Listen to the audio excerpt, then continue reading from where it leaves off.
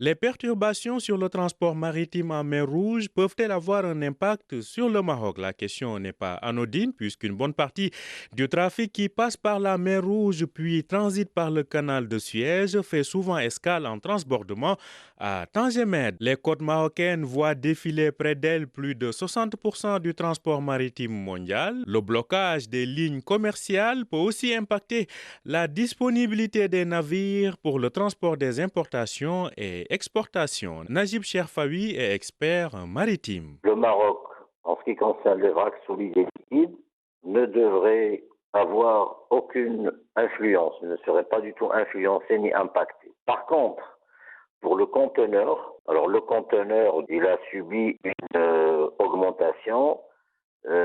Pratiquement, il est passé du simple au double. Voilà. C'est-à-dire un conteneur de 40 pieds qui viendrait de Shanghai au Maroc et même en Europe, eh ben, il a vu le taux de fret multiplié par deux. On se rappelle qu'avec la reprise post-Covid, une pénurie de navires avait conduit à une flambée du fret maritime, conséquence, une inflation généralisée dont on peine à sortir.